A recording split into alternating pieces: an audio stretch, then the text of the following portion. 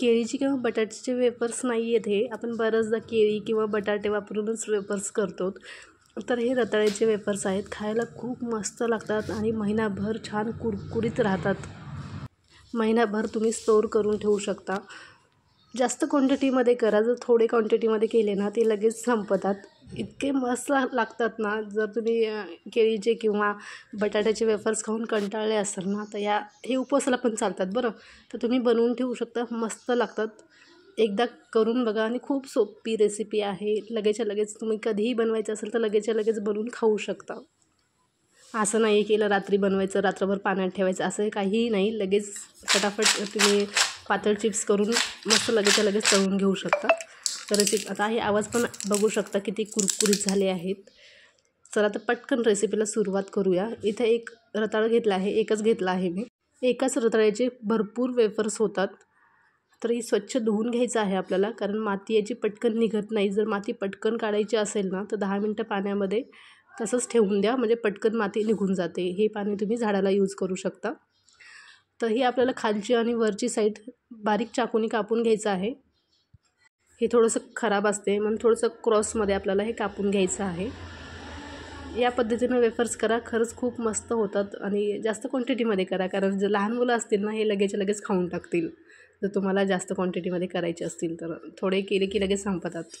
तर तुम्हाला जर साल काढायचे असेल तर काढू शकता. साल काढायची काही गरज नाही आहे पण तुम्हाला जर आवडत नसेल तर तुम्ही काढू शकता. आता ही खिसणी मी पहिल्यांदाच वापरत आहे.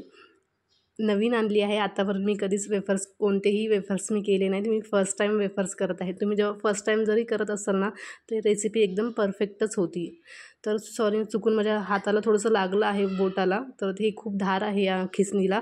तर प्लीज तुम्ही सांभाळून कोणतेही वेफर्स करसाल ना तेव्हा सांभाळून करा. बरंचसं थोडंसं कापलेलं आहे बोटाला. तर इथे धार आहे बघू शकता. थोडं सांभाळून करा. ठीक आहे. चला आता वेफर्स बनवायला घेऊया. छान आपण पातळ स्लाईस कापायचे आहेत. जाड स्लाईस करायचे नाही आहेत, कारण जाड स्लाईस ठेवले ना तर मग वेफर्स ना नरम पडतील. पण थोडेसे पातळच कापून घ्या. या पद्धतीने बघू शकता. आता हे थोड्या क्वांटिटीमध्येच आपल्याला वेफर्स ना करून घ्यायचे आहे. एकदाच जास्त क्वांटिटीमध्ये तुम्ही नका करून ठेवू, कारण ना जर असं बनवून ठेवलं ना तर लगेच ते काळे पडतात. म्हणून थोडंसं करायचे, तळवायचे, पुन्हा थोडेसे वेफर्स खिसणीने खिसून घ्यायचे, मग तळवायचे. असंच प्रोसेसमध्ये करा, नाहीतर मग खूप काळे होतात ते. इतके मी करून घेतले आहेत. खिसणीने खिसून घेतले आहेत. आता आपण तळवायला घेऊया. मी साईडला तेल पण गरम करायला ठेवलं आहे. तर आता एक एक करून आपण तेलात सोडूया. आता ही टीप लक्षात ठेवा. गॅस एकदम कमी ठेवा, बारीक ठेवा आणि तेल हलकंसं गरम करा. जास्त कडकडीत गरम करू नका. आणि एक 5 ते 6 मिनटं लागतात त्याला वेफर्सला छान कुरकुरीत तळायला. तर फुल गॅसवर प्लीज करू नका, नाहीतर नरम पडतील, जास्त कुरकुरीत होणार नाही. फक्त बारीक गॅस ठेवा आणि छान कुरकुरीत वेफर्स तळून घ्या. आता थोडंसं पाणी घेतलं आहे. 2-3 चम्मच पाणी घेतलं आहे आणि अर्धा चमचा त्याच्यामध्ये मीठ टाकलं आहे. आता हे मिक्स करून घ्यायचं आहे आणि हे मिठाचं पाणी ना या वेफर्सवर थोडं करून टाकायचं आहे. अर्धा चमचा आपल्याला मिठाचं पाणी टाकायचं आहे आणि मिक्स करून घ्यायचं आहे. मीठ टाकल्यामुळे काय होते, वेफर्सला छान चव येते.